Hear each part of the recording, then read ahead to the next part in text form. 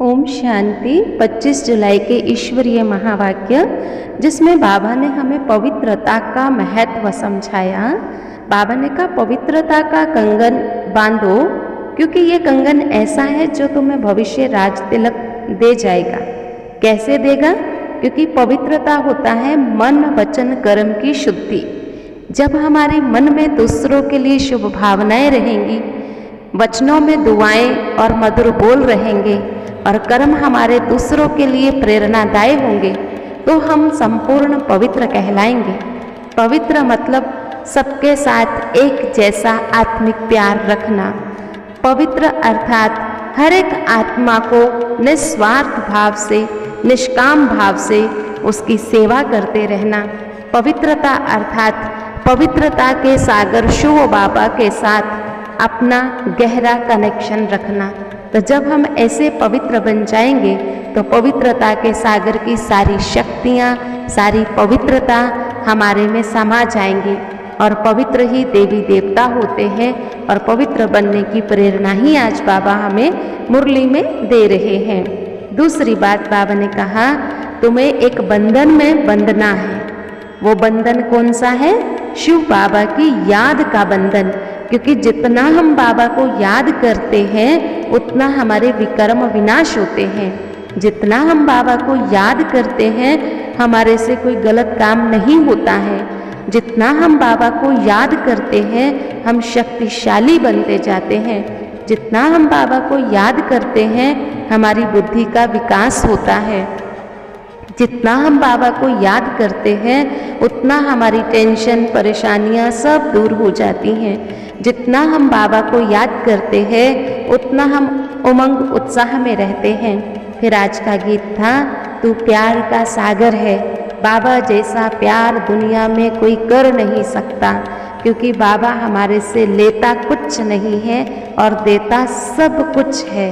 फिर एक बात बाबा ने और समझाई कि दुनिया में फैशन है बर्थडे आदि मनाना, जयंती आदि मनाना, लेकिन परमात्मा की जयंती जो है वो मुख्य जयंती है, हमें उसे भी मनाना चाहिए।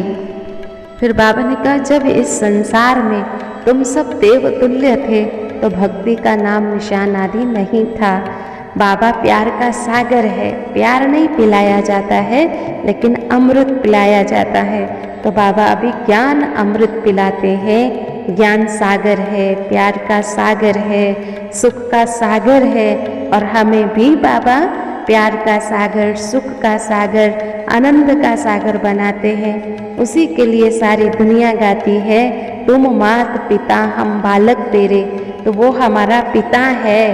फिर हमारी माता कौन है, ये रहस्य भी समझने का है। फिर बाबा ने समझाया, देखो तुम कलयुग में आते आते क्या बन गए, एकदम पतित भ्रष्टाचारी हो गए, आयु छोटी हो गई, अकाले मृत्यु भी होती रहती, भोगी बन पड़ते हैं। जबकि सतयुग में तुम सारे ही योगी थे, घर गृहस्थ में रहते थे। उन्हें क्या कहा जाता था? सर्वगुण संपन्न। वो वाइसलेस वर्ल्ड थी, प्रवृत्ति मार्ग था, राज्य करते थे। तो बाबा फिर से ऐसा राज्य बनाने के लिए आए हैं। फिर बहुत ही सुंदर और स्पेशल वरदान दिया बाबा ने आज, नॉलेज की शक्ति द्वारा कर्मेंद्रियों पर शासन करने वाले सफल सब राज्य अधिकारी भव।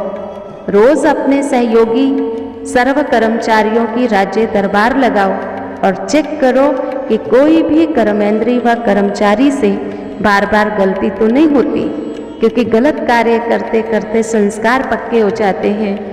इसलिए नॉलेज की शक्ति से चेक करने के साथ साथ चेंज कर दो, तब कहेंगे सफल स्वराज्य अधिकारी। ऐसे स्वराज्य चलाने में जो सफल रहते हैं उनके संपर्क में आने वाली सर्वात्माएं संतुष्ट रहती हैं, वे सर्व की शुक्रिया के पात्र बन जाते हैं। मतलब बाबा ने ये समझाया, जैसे हम घर में अपने सर्वेंट से काम कराते हैं या ऑफिस में हम अपने कर्मचारियों से काम कराते हैं, इसी ही तरह आत्मा इस शरीर की मालिक है। और ये शरीर सारे जो भी इसकी कर्मेंद्रियां हैं, हाथ, नाक, मुंह, कान, पाँव, ये सारे हमारे कर्मचारी हैं। इसको हम अपने अनुसार चलाएं। हम हाथों से हमेशा वरदान देने का काम करें, मुख से वरदान बोलने का काम करें, पाँव हमेशा हमारे बाबा के घर में चल के आने का पुरुषार्थ करें, पाँव हमारे जहाँ भी पड़े वहाँ हम ज्ञान वर्षा करें। तो बाबा ने कहा इनकी दरबार रोज़ लगाओ कि आपकी कर्म इंद्रियों से नेक कर्म हुए और फिर अगर गलत कर्म हुआ है तो उसे वहीं स्टॉप कर दो, नहीं तो ये बढ़ जाएगा। स्लोगन है, हर समय कर्ण करावन हार बाबा याद रहे तो मैंपन का अभिमान नहीं आ सकता, स्वमान रहेगा मैं राज्य अधिकारी आत्मा हूँ। देखते हैं आपने 25 तारीख की मुरली कितने ध्यान से सुनी है। तो चलिए प्रश्नों के उत्तर देने के लिए तैयार हो जाइए। सबसे पहला प्रश्न है, क्या चीज़ पिलाई जाती है और क्या चीज़ नहीं पिलाई जाती है।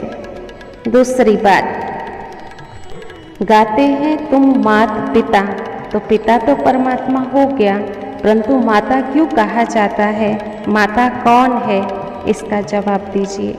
तीसरा प्रश्न है, आज की मुरली के अनुसार ज्ञान कलश बाबा ने किसके ऊपर रखा। अगला प्रश्न है, रियल अनरियल की कौन सी बात आज बाबा ने मुरली में कही और कौन सा उत्सव झूठा मनाते हैं।